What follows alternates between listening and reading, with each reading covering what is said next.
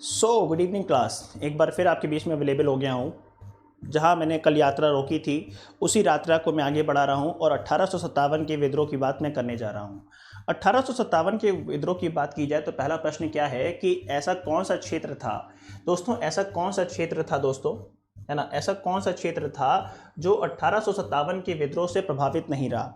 वो था झांसी, वो था चित्तौड़गढ़, वो है जगदीशपुर, वो है लखनऊ।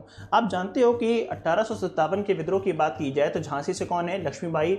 जगदीशपुर से कौन है, जगदीशपुर से आरा जगदीशपुर से बिलोंग करने वाली आरा जगदीशपुर से बिलोंग करने वाले आपके कुंवर सिंह हैं। लखनऊ से कौन है, लखनऊ से आपके बेगम हजरत महल है। लेकिन चित्तौड़गढ़ का जो एरिया था वो 1857 के विद्रोह से क्या रहा था, अछूता रहा था। ये बात जरूर दिमाग में रखिएगा।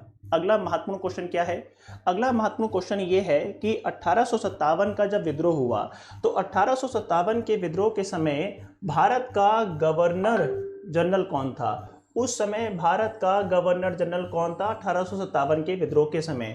वो थे लॉर्ड डलहौजी, वो थे लॉर्ड मिंटो, वो थे लॉर्ड कैनिंग और वो थे लॉर्ड विलियम बेंटिक। दिमाग में रखिएगा कि जब 1857 का विद्रोह हुआ उस समय भारत के गवर्नर जनरल हुआ करते थे लॉर्ड कैनिंग।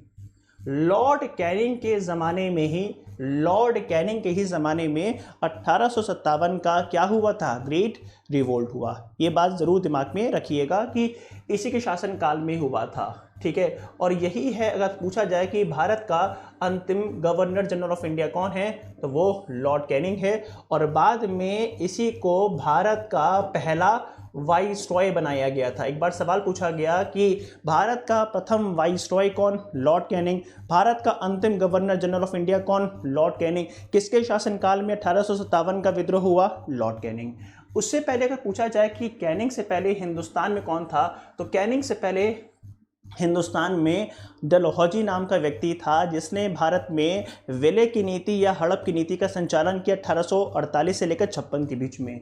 उसके पहले कौन था, उससे अगर बात की जाए तो एक व्यक्ति जिसका नाम था लॉर्ड मिंटो। अगर लॉर्ड मिंटो की बात की जाएगी तो लॉर्ड मिंटो का नाम लिया जाता है मुस्लिम लीग की स्थापना में।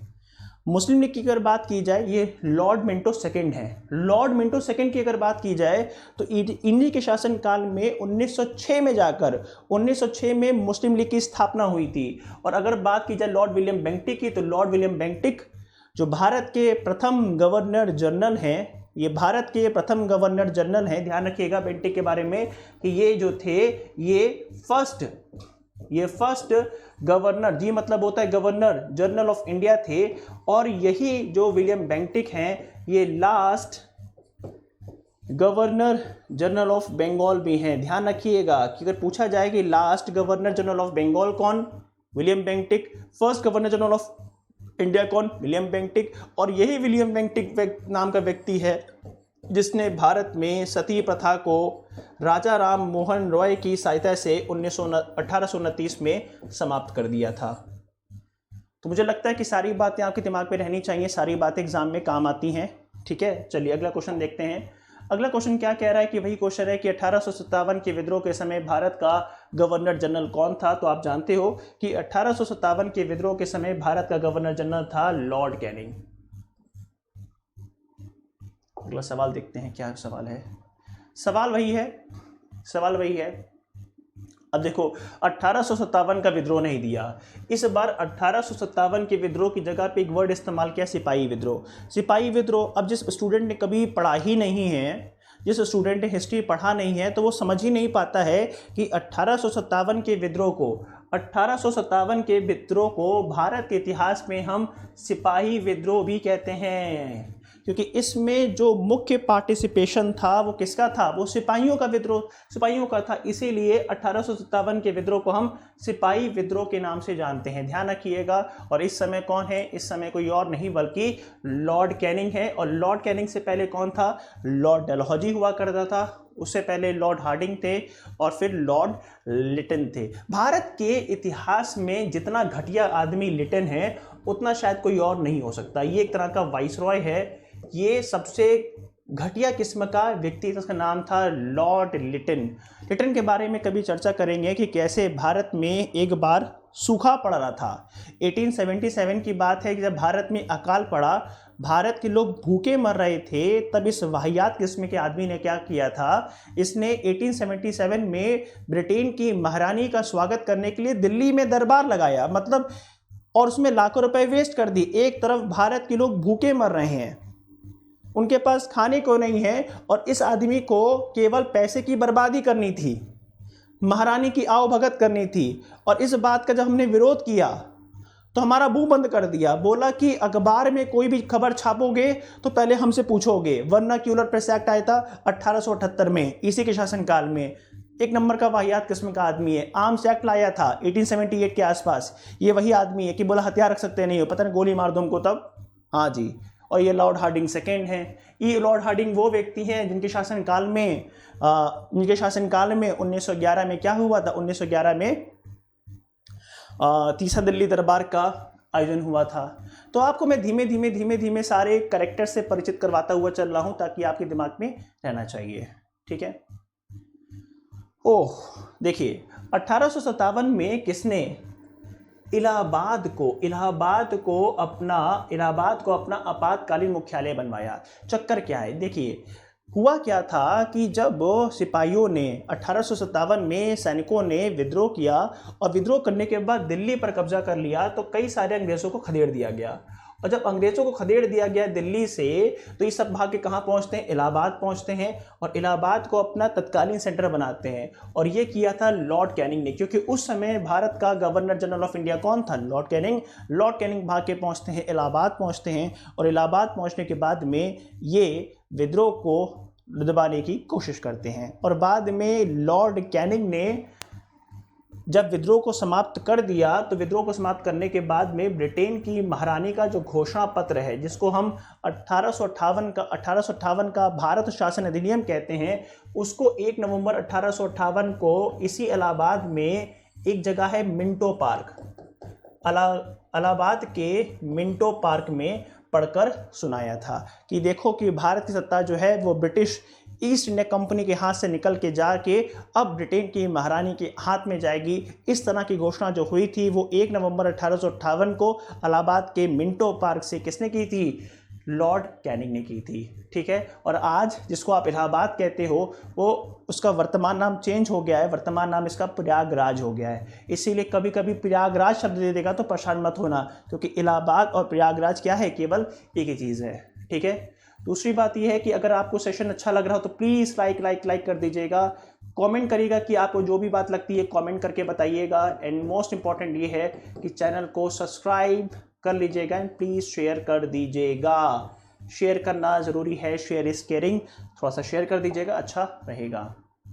देखिए अब सवाल क्या है, सवाल ये है कि 1857 का जो विद्रोह हुआ, तो 1857 के विद्रोह के समय ब्रिटेन का प्रधानमंत्री कौन था, ब्रिटिश प्रधानमंत्री कौन था, चर्चिल था, एटली था, पाल्मेस्टन थे या ग्लैड स्टोन हुआ करते थे। दिमाग में रखिएगा कि जब 1857 का विद्रोह हुआ तो उस समय ब्रिटेन के प्रधानमंत्री का नाम था पाल्मेस्टन। क्या नाम था, पाल्मेस्टन था। दिमाग में रखिएगा कि 1857 के विद्रोह के समय ब्रिटिश पीएम कौन थे, पाल्मेस्टन हुआ करते थे।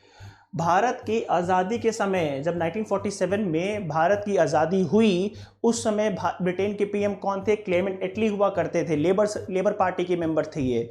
ध्यान रखिएगा, इंग्लैंड में 2 प्रकार की पार्टी है, एक है लेबर पार्टी है और एक है कंजर्वेटिव पार्टी। लेबर पार्टी थोड़ा लिबरल अप्रोच की है, कंजर्वेटिव पार्टी कट्टर है। तो ये लेबर पार्टी है कि मेंबर हुआ करते थे और बाद में ब्रिटेन के प्रधानमंत्री बने थे क्लेमेंट एटली। और क्लेमेंट एटली किसको हरा के बने थे, तो विंस्टन चर्चिल को हरा के बने थे। Winston Churchill second world war का हीरो। कहा जाता है कि फ्रांस, ब्रिटेन समेत सभी देश जर्मनी से हार रहे थे।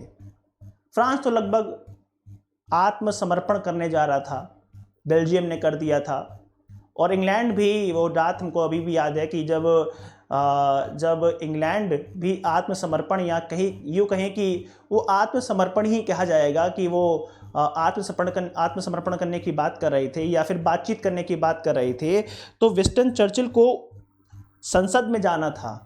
वो संसद नहीं जाते हैं क्योंकि देखिए, मैं आपको केस सुनाता हूँ क्या हुआ था कि चर्चिल कभी नहीं चाहते थे कि इंग्लैंड हिटलर से वार्ता करे। वो चाहते थे कि हम मरते दम तक संघर्ष करेंगे, और उन्होंने 2-3 बार संसद में कहा भी था, लेकिन लोग, मतलब संसद के जो पार्लियामेंट के मेंबर्स थे, वो उस पक्ष में नहीं थे कि भैया हिटलर से कौन जीत पाएगा, हिटलर तो इतना इतना ताकतवर है कि उनसे हम नहीं जीत सकते हैं। लेकिन चर्चिल कहना था कि नहीं जीतेंगे कोई बात नहीं, लेकिन हम लोग हार नहीं मानेंगे, हम लोग अंतिम सांस तक क्या करेंगे, संघर्ष करेंगे। लेकिन लोग मान नहीं रहे थे, संसद के लोग। जब संसद के लोग मान नहीं रहे थे तो अब चर्चिल पे दबाव बनने लगा। अब लोगों ने कहा कि इस्तीफा दे देंगे, तो चर्चिल की सरकार चली जाती। अब चर्चिल मजबूर हो गया। चर्चिल को अगले दिन जाके फाइनली ये बात एक्सेप्ट करनी थी कि हम हिटलर से बात करने को तैयार हैं, हम उनकी शर्तों को मानने के तैयार हैं, ये जाना था। और नेक्स्ट सुबह होती है ये चर्चिल को निकलना था पार्लियामेंट, जहाँ पे उसे एक्सेप्ट करना था। लेकिन चर्चिल की गाड़ी जब पार्लियामेंट की तरफ जा रही होती है तो वो वो कार से उतरते हैं, और कार से उतरने के बाद कहते हैं कि फटाफट उतर के चुपचाप निकल जाते हैं एक ट्रेन में, और ट्रेन में जाके लोगों से पूछते हैं कि क्या हमें हिटलर के सामने आत्मसमर्पण करना चाहिए या मरते दम तक संघर्ष करना चाहिए। जनता का एक स्वर जवाब था, बच्चे से लेकर बूढ़े तक, कि हमें जब तक सांस है तब तक संघर्ष करेंगे, हम हथियार नहीं डालेंगे। चर्चिल ने जब सुना, समझ में आ गया कि उसे क्या करना है। चर्चिल गया पार्लियामेंट, और पार्लियामेंट में बोला कि हम ऐसा करेंगे, जब तक हमारे पास अंतिम सांस है तब तक संघर्ष करेंगे, हिटलर जैसे शैतान को ये ब्रिटेन में हम लोग काबिज नहीं होने देंगे। और उसके बाद सभी ने तालियां बजाईं, और वही था Winston Churchill, second world war का हीरो। कहा तो ये भी जाता है कि सेकेंड वर्ल्ड वॉर को जीतने में चर्चिल का बहुत योगदान रहा है।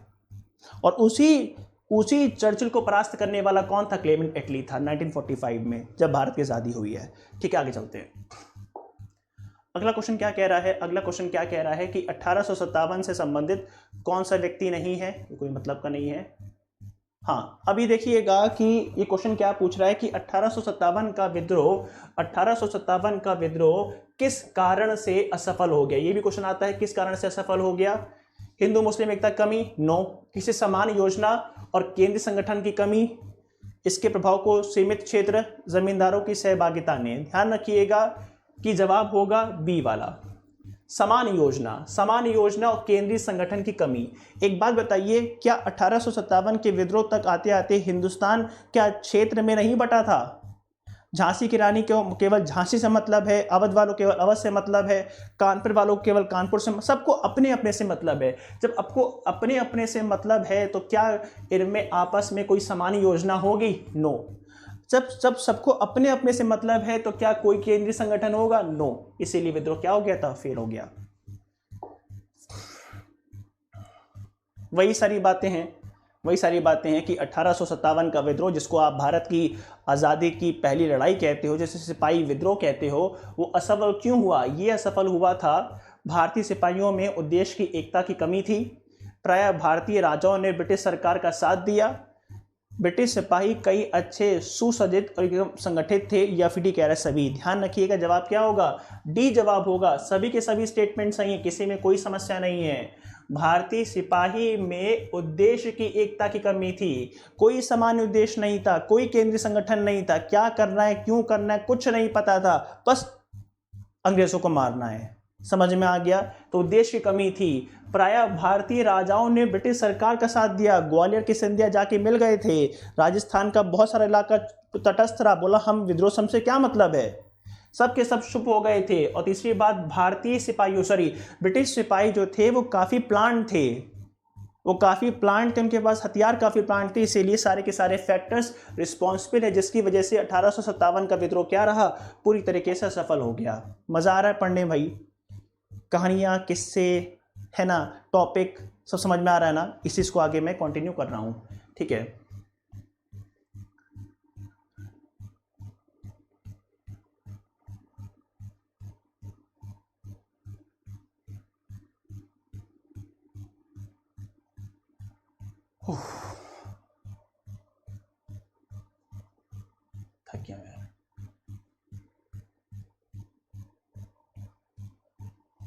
ये क्वेश्चन इंपॉर्टेंट है। हाँ,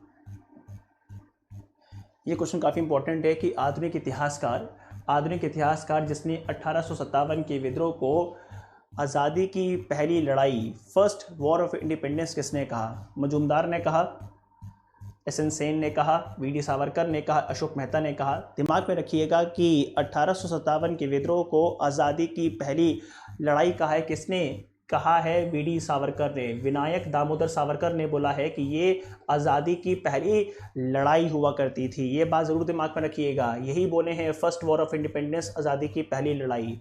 अगर आपसे पूछा जाए कि 1857 के विद्रोह पर सबसे प्रामाणिक किताब किसकी है, तो प्रामाणिक किताब आरसी मजूमदार की है, रमेश चंद्र मजूमदार साहब की है।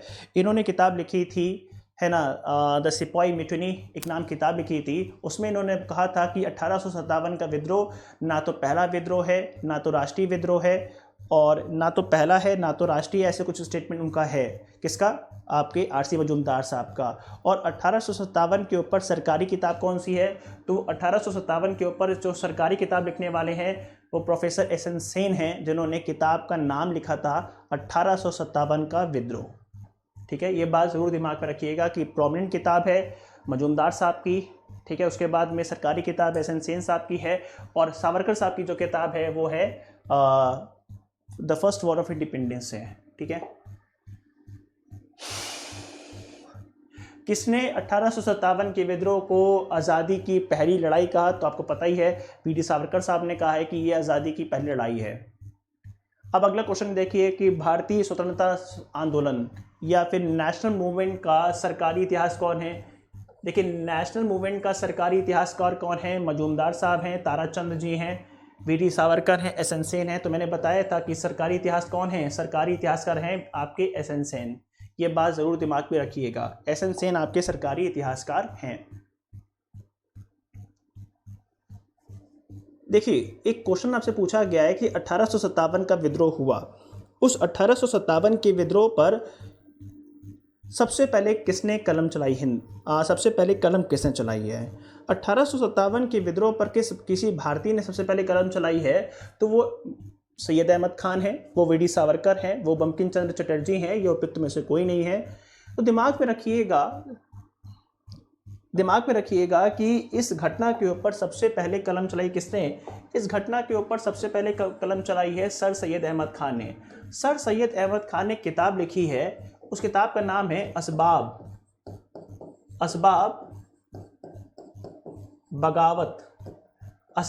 बगावत ए हिंद। असबाब बगावत ए हिंद नामक किताब लिखी है। इसका मतलब होता है 1857 के विद्रोह की असफलता के कारण ये इन्होंने किताब लिखी है। ठीक है, और यही हिंदुस्तानियों के द्वारा लिखी जाने वाली क्या है? यही हिंदुस्तानियों द्वारा लिखी जाने वाली 1857 के ऊपर पहली किताब है। दूसरी बात, एक बात और दिमाग में रखिएगा कि ये सर सैयद अहमद खान साहब हैं, ये वही हैं जिन्होंने शुरुआत में कहा था कि भाई हिंदू और मुस्लिम जो होते हैं वो एक माँ की दो आँखें हैं, जिसके बिना कोई व्यक्ति पूरा नहीं हो सकता। लेकिन ये वही व्यक्ति हैं जो बाद में कहते हैं कि मुस्लिम्स को कहीं ना कहीं कांग्रेस के संगठन से दूर रहना चाहिए, है ना। और इन्होंने मुसलमानों को अलग से करने के लिए इन्होंने एएमयू की स्थापना की थी, एंग्लो मोमडन कॉलेज की स्थापना की, जिसको आपने बाद में एएमयू के नाम से जाना है, अलीगढ़ मुस्लिम यूनिवर्सिटी। अगर आपसे पूछा जाए कि मोमडन एंग्लो ओरिएंटेड कॉलेज की स्थापना कब होती है, तो मोमडन एंग्लो ओरिएंटेड कॉलेज मुसलमानों को अंग्रेज़ी पर आधारित शिक्षा देने के लिए 1875 में उत्तर प्रदेश में जगह है अलीगढ़, वहाँ पर इस कॉलेज की स्थापना होती है। मोमडन एंग्लो ओरिएंटेड कॉलेज, मुसलमानों को अंग्रेज़ी पर शिक्षा देने के लिए कॉलेज की स्थापना होती है। और मोमडन एंग्लो ओरिएंटेड कॉलेज को 1920 के दशक में नाम दिया गया अलीगढ़ मुस्लिम यूनिवर्सिटी। समझ में आ गया। फाउंडर कौन है? फाउंडर हैं सर सैयद अहमद खान साहब, जिन्होंने 1857 के विद्रोह पर पहली किताब लिखी है, असबाब बगावत ए हिंद। ठीक है, चलिए। अच्छा, यहाँ पर नाम लिखा है बंकिम चंद्र चटर्जी का। बंकिम चंद्र चटर्जी की बात की जाए तो इन्होंने किताब लिखी है आनंद मठ।